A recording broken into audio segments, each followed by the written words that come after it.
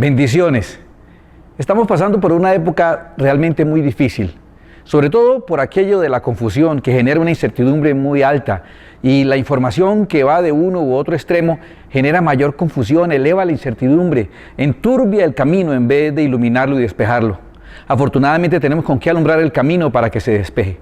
La palabra del Señor tiene promesas claras y guías claras en circunstancias tan difíciles y confusas como estas. Revisemos, por ejemplo, lo que dice el Salmo número 40. Dice la Escritura, al músico principal, Salmo de David. La Escritura narra de esta manera: pacientemente esperé a Jehová, y se inclinó a mí y oyó mi clamor, y me hizo sacar del pozo de la desesperación, del lodo cenagoso. Puso mis pies sobre peña y enderezó mis pasos. Puso luego en mi boca cántico nuevo, alabanza a nuestro Dios. Verán esto muchos y temerán, y confiarán en Jehová. Bienaventurado el hombre que puso en Jehová su confianza y no mira a los soberbios ni a los que se desvían tras la mentira.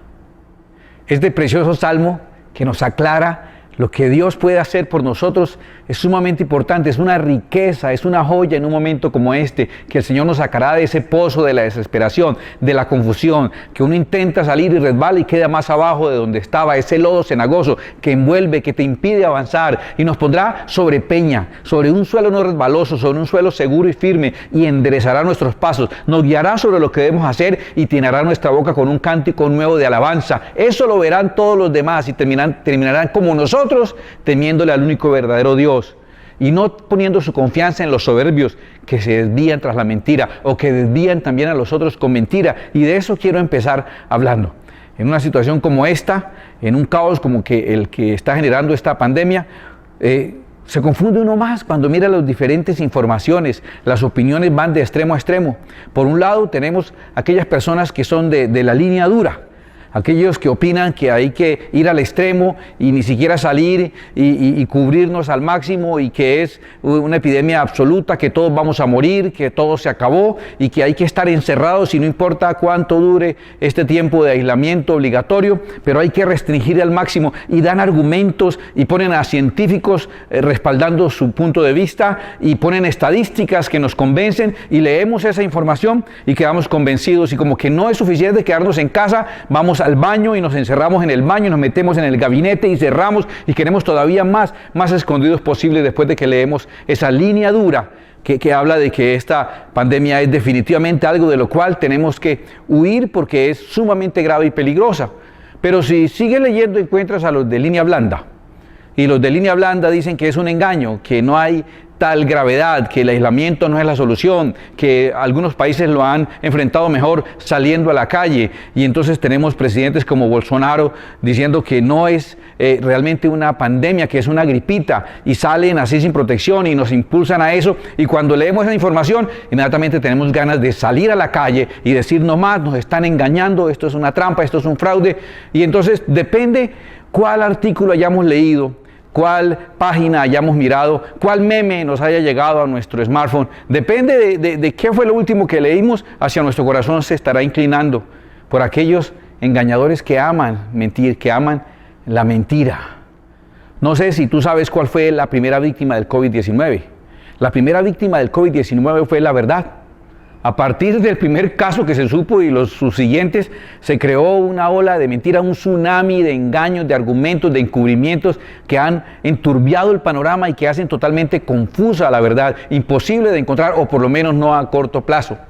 ¿Y qué va a pasar? Pues pase lo que pase, seguirá reinando, aquellos que no tienen la luz de Dios, seguirá reinando confusión.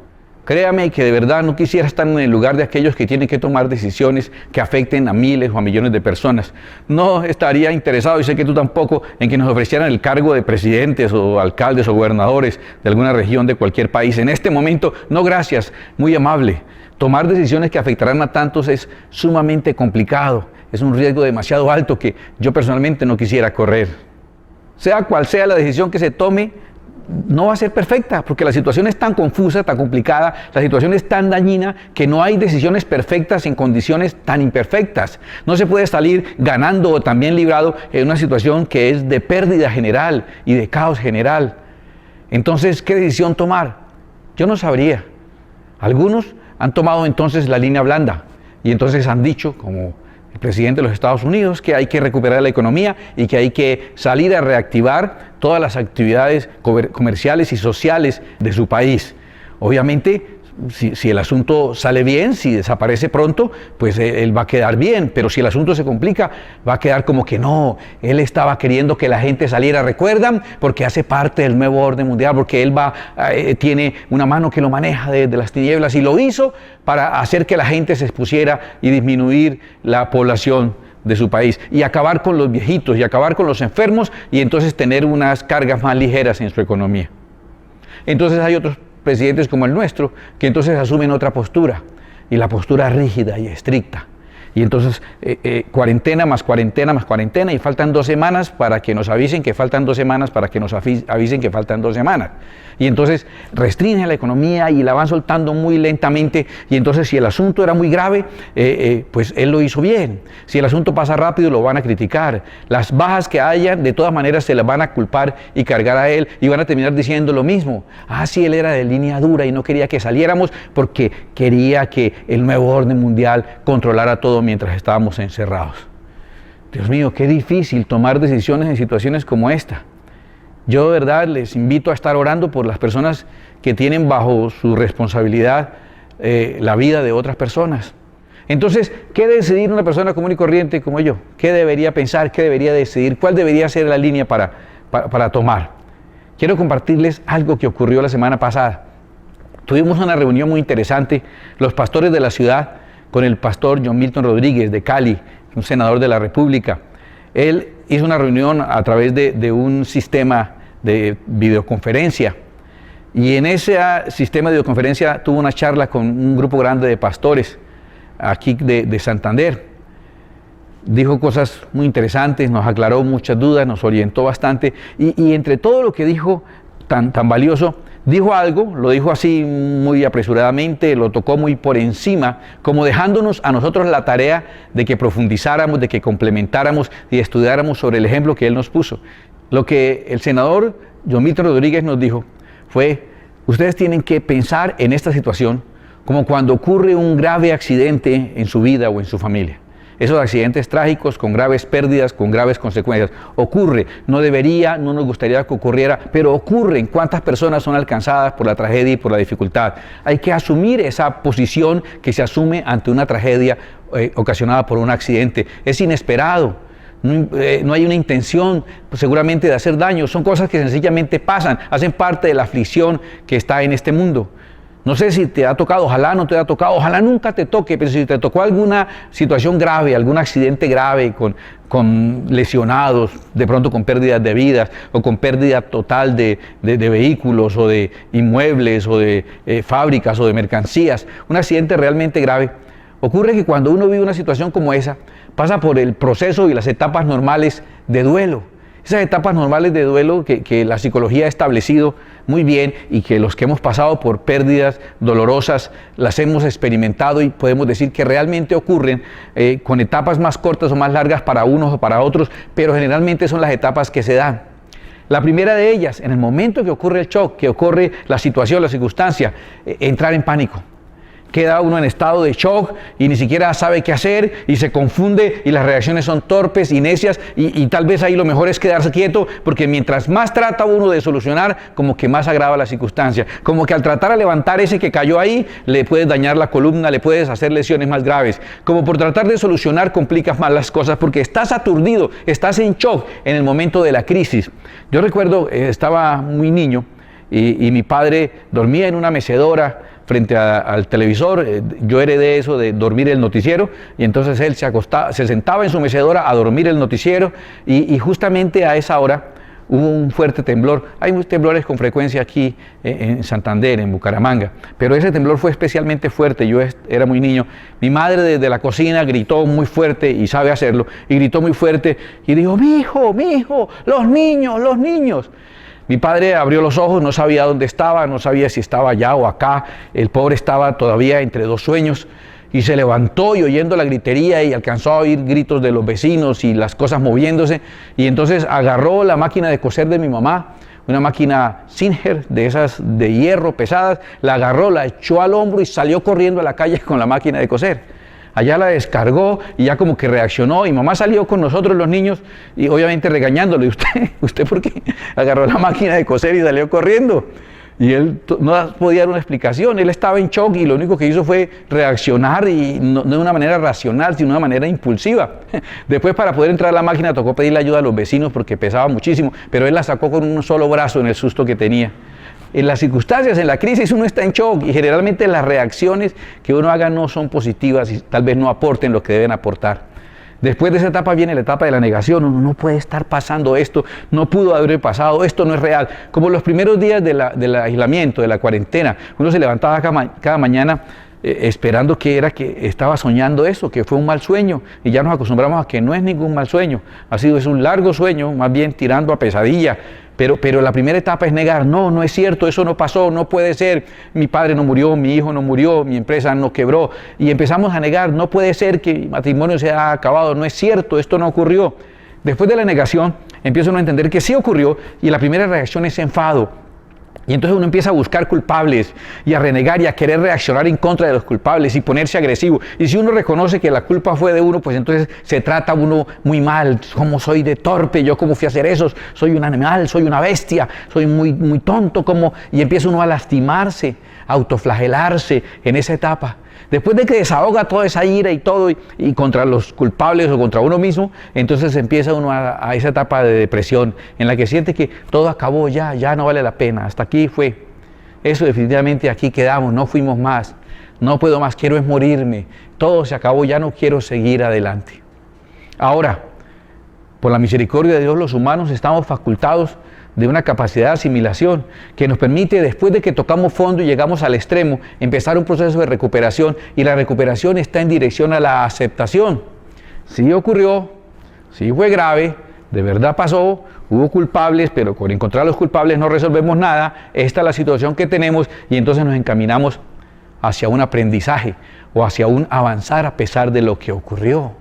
Así estamos preparados, nuestro corazón y nuestro cerebro están preparados para afrontar esas situaciones de absoluta crisis producidas por un accidente. La invitación es esa. Miremos esto que nos ocurrió como un accidente. El planeta se estrelló con otro planeta, no hizo el pare correspondiente, y hay un accidente que nos afecta absolutamente a todos.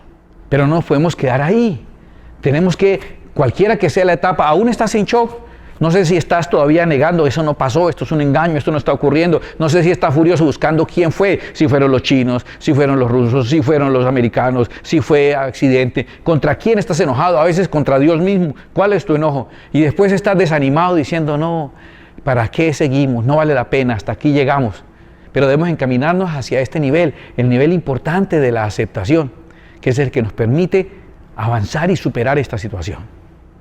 Entonces entendamos esa etapa de aceptación cuando te enfrentas a un accidente grave y una pérdida grave. Para asimilar esa aceptación tienes que tener en cuenta dos cosas. Primero, ¿cuál es la verdadera prioridad de un accidente? La verdadera prioridad es sobrevivir. Cuando uno realmente tiene una experiencia tan dramática, llega el momento en que a uno no le importan las pérdidas. Sí, que el carro fue pérdida total, pero no murió mi familia. Sí, que hubo ese incendio y se quemaron los materiales de la fábrica, pero los empleados lograron salir.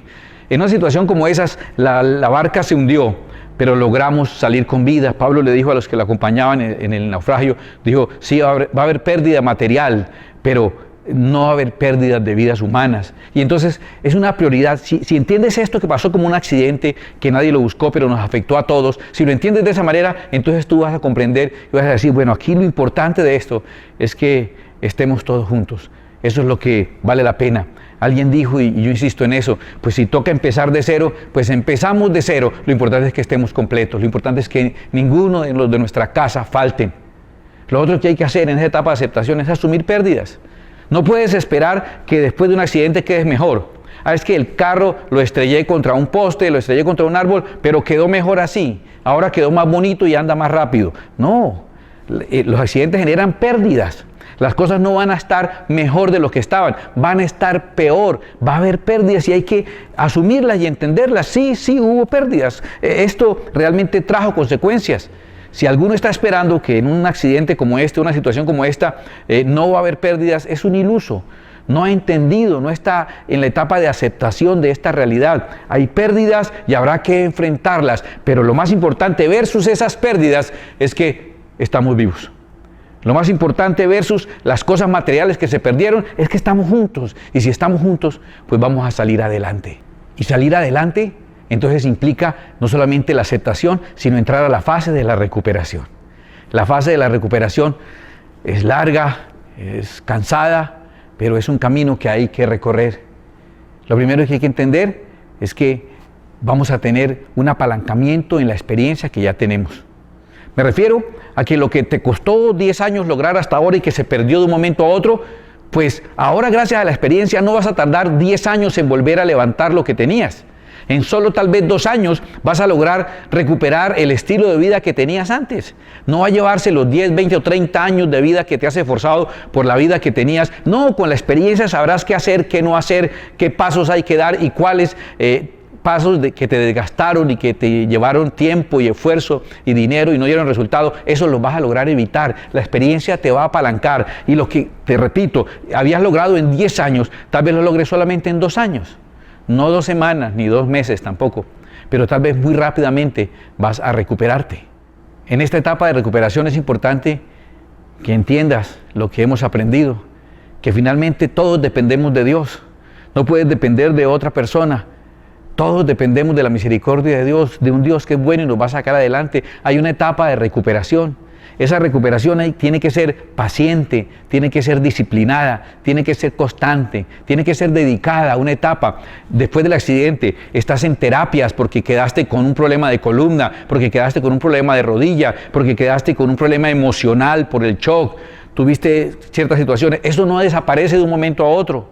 Confía en el Señor, porque hay que ir sanando esas lesiones. Algunas se superarán 100%.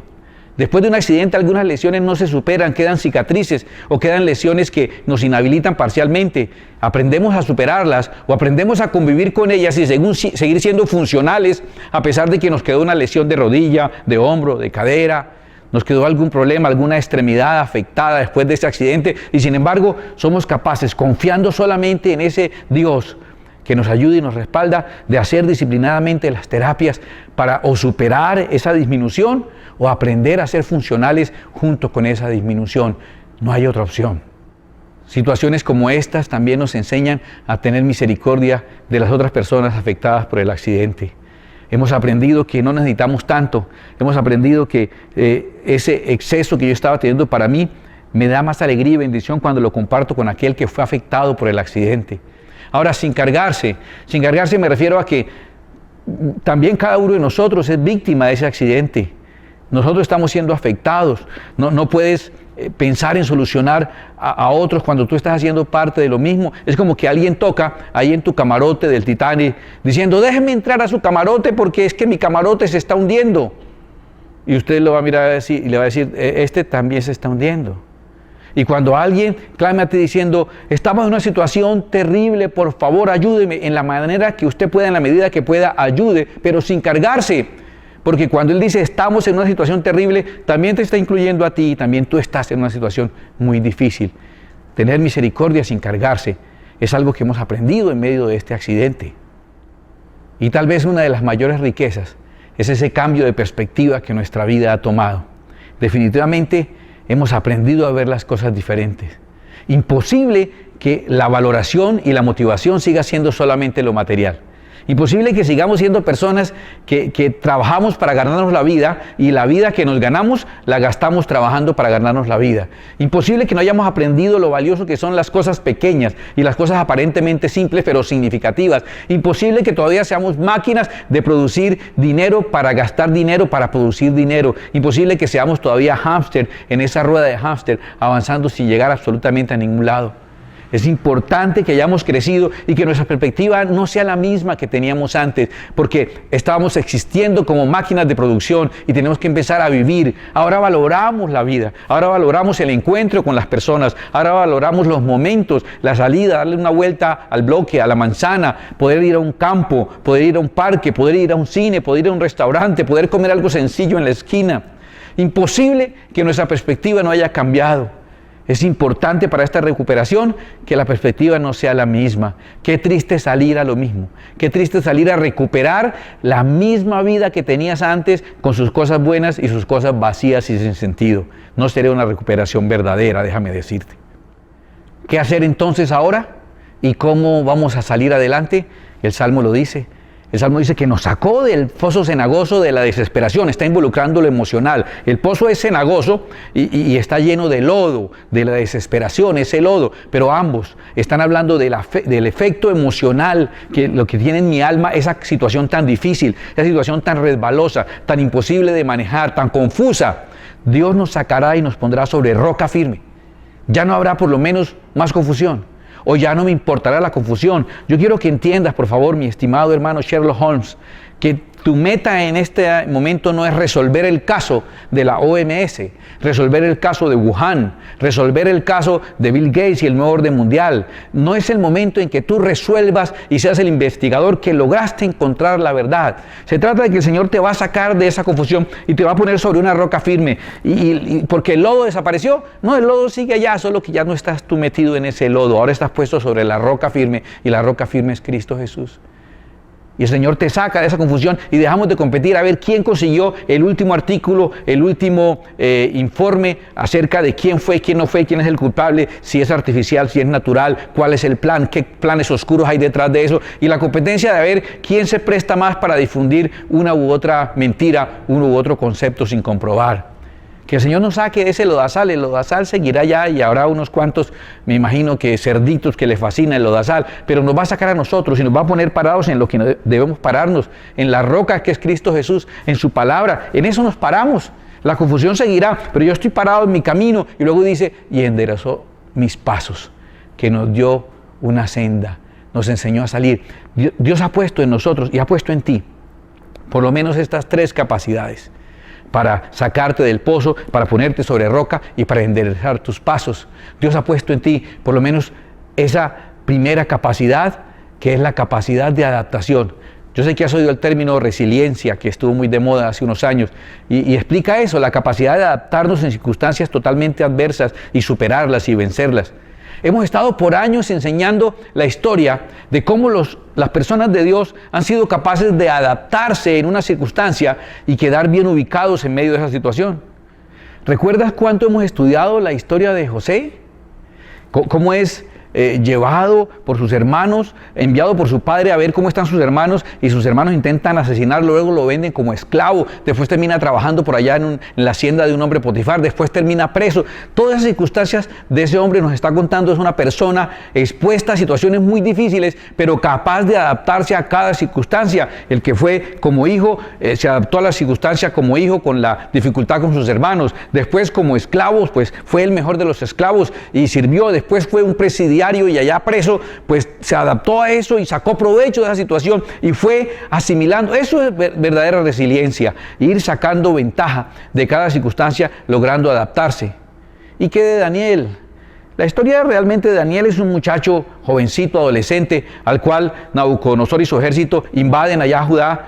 Lo lleva como preso, posiblemente asesina a sus padres delante de él, lo lleva hasta su país, le cambia la cultura, las circunstancias, todos sus planes quedan destruidos, todas sus amistades desaparecen, hasta el nombre se lo cambian. Incluso este muchacho es castrado para poder estar trabajando en el palacio del rey.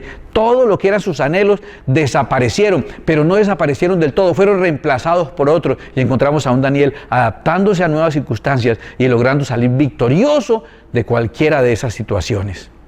También ha puesto Dios en nosotros para ayudarnos la capacidad de innovar, ser recursivos. Y en eso nosotros, los latinos y los colombianos, tenemos una gran ventaja. Nos las inventamos, nos las ingeniamos, somos capaces de encontrar un recurso. Mira cuando David enfrenta a Goliat. ¿Acaso él recibió una profecía? Y tomarás tu honda y pondrás una piedra y lanzarás. ¿O acaso tuvo un sueño en el que venía un gigante y él ponía una piedra en una honda? No, David está, déjeme decirlo así, está improvisando con lo que sabe, con lo que puede. Y entonces David está tomando esas piedras y poniéndolas en su honda, y eso es tan innovador, eso toma tan de sorpresa al mismo Goliat, que si Goliat hubiera peleado antes contra gente con piedras, pues habría, no, uno tiene que llevar el escudo mejor. Llevo el escudo y ahí sí llevo la espada, y cuando me le acerque lo suficiente los voy a matar. Pero él no había enfrentado jamás a alguien que lo atacara con piedras. Incluso él dice, ¿acaso soy un perro que vienes a mí con piedras y palos? Estaba sorprendido por la innovación, por la recursividad de David. Ni siquiera sabía pelear contra gente que peleara con piedras. Y entonces fue la lanza. Y al tomar la lanza dejó toda su humanidad desprotegida. Y entonces David lo pudo derribar. Lo último que vio fue una piedra viniendo hacia él y el mundo dando vueltas y no volvió a ver más. La capacidad de hacer algo nuevo, diferente a lo que hasta ahora se ha hecho. Distinto hasta lo que ahora han vivido y han enseñado, y hasta lo que tú has estado haciendo hasta ahora. Llega la hora de hacer uso de esa capacidad que Dios ha puesto en nosotros, de ser capaces de hacer algo diferente. Estábamos mucho tiempo haciendo lo mismo, y en algún momento eso se iba a desgastar. Ya era la hora de que hiciéramos algo distinto. Estamos haciendo cosas diferentes. Ha exigido mucho esta forma de hacer las cosas. Ha exigido demasiado. Pues nos toca ser capaces de adaptarnos y ser capaces de innovar y hacer algo que resuelva. Dios ha puesto en nosotros esa capacidad. Y por último, Dios ha puesto también en nosotros la capacidad de dinamizar. Enderezó mis pasos. Primero nos sacó del lodo, después nos puso sobre roca firme y ahora enderezó nuestros pasos. No sé si has oído esa frase sobre la teoría del caos, que dice un proverbio chino que el aleteo de una mariposa en este lado del mundo puede sentirse como un tsunami en el otro extremo. Está hablando de que un pequeño giro puede terminar haciendo el efecto bola de nieve. Un pequeño movimiento puede generar otro movimiento mayor. No sé si has visto también aquellas secuencias de dominó en el que tumban la primera ficha, solo una, y logran afectando miles y miles de piezas, haciendo formas curiosas y movimientos curiosos con un solo movimiento. La capacidad de dinamización es que el Señor nos dará fortaleza, no para resolver todo, sino para dar un pequeño paso sencillo, pero a partir de lo que hay. A partir de lo que hay, por favor, no a partir de lo que no hay. No podemos quedarnos lamentando lo que se perdió. Hay que asumir las pérdidas, agradecer que sobrevivimos y que podemos seguir adelante y que tenemos otra oportunidad. Pero no podemos hacer continuamente el inventario de lo que se perdió. Hay que hacer un inventario de lo que hay. Cuando Moisés le dice a Dios que cómo va a enfrentar al faraón, el Señor le pregunta, bueno, ¿y qué tiene usted en su mano? Y Moisés mira y dice, pues aparte de mugre, un palo. Tengo un palo. Y entonces, bueno, con eso. Y con eso obtuvo la victoria. Y con eso Dios lo bendijo. Y llegó a ser un instrumento venerado. Y más de uno diría, uy, ¿quién tuviera un palo? No, pues era algo que él tenía propio de su oficio, una vara. Y cuando llegan al Mar Rojo, entonces el Señor le dice, pues bueno, haga algo, innove, invéntese algo. Y entonces Moisés, con la vara, hace que se abra el mar. Tocaba hacer algo. No puede seguir siendo ese grupito de ancianos que se reúnen aquí en una cafetería cerca. Están todo el día ahí, pobre cafetería, porque utilizan casi todas las mesas tomándose un tintico como de 2,000 pesos todo el día. Yo sé que la gente de la cafetería están desesperadas con ellos, pero ellos no tienen más nada que hacer. Y todo el día hablan. Un amigo me decía, ellos son la banda del tubo. Y yo veía a esos ancianos y dije, pero ¿cómo así? ¿Qué banda van a hacer ellos alguna vez? Y banda del tubo. Y me dijo un amigo, sí, porque es que este habla de que tuvo unos camiones, ese de que tuvo una finca, el otro que tuvo una empresa, y todo el día hablan de lo que cada uno tuvo. Por eso les dice la banda del tubo. Tú no puedes ser de la banda del tubo. Tú puedes hacer inventario de lo que perdiste. Toca hacer inventario de lo que hay. ¿Qué te quedó después de esta crisis? Y tú puedes decir en tu biografía, que oirán continuamente tus pobres nietos y bisnietos la historia repetida de la pandemia del 2020, cuando le estés contando vas a decir, mijo, quedé con una mano atrás y otra adelante. Lo único que me quedó fue un palo, una herramienta, una llave, 1,000 pesos, y con eso arranqué. ¿Recuerdas cuántos de amigos nuestros, profesionales y empresarios, han emigrado a otros países y han empezado a trabajar allá lavando platos, parqueando autos, lavando pisos, haciendo Uber o domicilios o lo que sea, y han empezado de cero allá con tal de hacerse una nueva vida, y en poco tiempo la mayoría de ellos lo logran? Nos toca asumir esa posición. Nos toca hacer pequeñas cosas con lo que hay, pequeñas cosas, pequeños movimientos que podamos hacer, no grandes cosas. Deja de pensar en recuperar todo, no, haz los pequeños pasos, el pequeño aleteo de la mariposa que a largo plazo será un tsunami. Hacer las cosas que hay que hacer. No te preocupes si son pequeñas cosas, si no tienes ese gran restaurante que tenías antes, pero puedes tener un pequeño servicio a domicilio o una pequeña tienda de comida.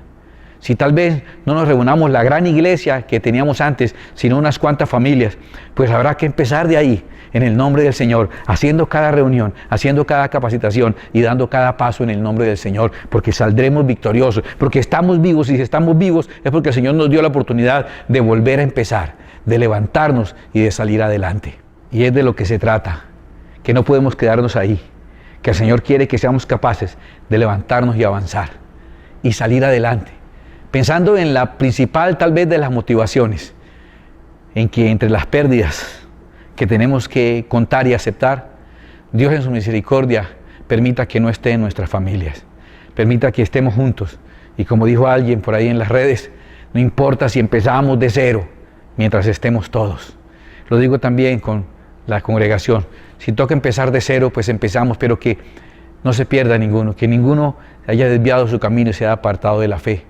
Se trata de que hay un Dios que nos sacará victoriosos, que guardará nuestras familias, que su mano poderosa estarán siempre a nuestro favor. Se trata de eso en verdad, y es importante que lo creas. Y también muy importante que lo vivas, que comprendas que esto es una verdad innegable. Dios está a favor nuestro. Es una situación sumamente difícil. Nadie tiene la experiencia de una pandemia como esta anterior en su vida para decir, en las 3 anteriores pandemias que hubo confinamiento mundial hicimos esto. No, esto es nuevo, esto es cenagoso, esto es fangoso, esto enreda, esto hace que si intentas salir por un lado resbales y quedes más abajo y más cansado. Si intentas salir por otro, resbalas y quedas más cansado. Esto hace que dependes, y yo dependo, de un Señor que meta su mano, un Dios que meta su mano y nos saque y nos ponga sobre piso no resbaloso, sobre la roca firme. Y después de estar ahí, no sabremos qué hacer. No sabremos qué hacer. Créeme que aún si termina el confinamiento, aún saldremos y la mayoría no sabremos qué hacer. Dios enderezará nuestros pasos. Y cuando veamos hacia dónde nos dirigió, nuestra boca se llenará de una alabanza a ese Dios generoso y bueno. Dale a Él la honra y la gloria. Dale, por favor, toda la confianza que puedas darle desde tu corazón. Te invito a que hables con el Señor ahora y que confíes que Él está con sus manos poderosas guardándote a ti y a los tuyos. Oremos. Padre que estás en el cielo, Señor bendito, nos tocó vivir esta hora difícil y confusa. Y a veces estamos desesperados, escarbando, buscando cuál es el camino de salida, tratando de resolver el gran enigma de quién generó esto, cómo se generó y cómo se superará. Mientras científicos con su conocimiento están tratando de descubrir cuál es la forma de hacer una cura para este mal o una vacuna para prevenirlo, nosotros estamos tratando de desenmarañar el caso y resolver quién es el verdadero culpable y quién fue el que lo originó y cómo se originó y qué hay detrás de esto. Y el Señor nos dice que no podemos estar dedicados a esos hombres que aman la mentira, que se sienten en su prepotencia capaces de engañar al mundo entero y a Dios mismo. Confiemos en el Señor. Él extenderá sus manos y nos sacará de esa confusión resbalosa para ponernos en la roca firme que es la palabra del Señor, el verbo de Dios hecho carne que es Cristo mismo. Y no solo nos sacará, no solo nos va a sacar, no solo va a hacer que este confinamiento termine, sino que cuando termine, en medio de la confusión que todos tendrán, dando pasos tumbos de aquí para allá, como pasos de ebrio, nuestros pasos estarán derechitos. Dios nos guiará en la dirección correcta y pondrá alabanza en nuestra boca. Y los otros verán lo que tú has hecho con nosotros y no les quedará otra opción, sino aprender como nosotros a confiar en ese Dios que es bueno. Yo, Señor, declaro, Padre Santo, que más allá de investigar y saber y resolver este caso, quiero resolver mi caso. Quiero confiar en ti y agarrarme de ti y creer, Padre Celestial, que tú estás al control, que mi vida está en tus manos, que mi familia está en tus manos y que tú, Señor, sabrás sacarnos victoriosos. Tú nos darás la victoria como lo has planeado, como lo has pensado. No tienes que anticiparnos nada, ni tienes que darle explicaciones a nadie. Tú eres Dios. Haz, Señor Dios mío, según tu soberana voluntad, sobre nosotros y nuestras vidas, porque confiamos total y plenamente en ese Dios bueno y generoso que hasta ahora ha demostrado su capacidad y su amor. Entonces puedo confiar plenamente y descansar. La experiencia que yo tengo no me sirve para saber cómo actuar en pandemias como esta y en aislamientos como esto, pero la experiencia que yo tengo me sirve para confiar en un Dios que de todo lo que se ha presentado en mi vida y en lo que se presente sabrá librarme y sacarme victorioso. Mi confianza está en ti, Señor, lo declaro así, Pido por cada familia y por cada persona. Pido para que esta línea que nos da el Salmo 40 les traiga luz, tranquilidad y les ayude a superar la confusión que hay en sus mentes y en sus corazones.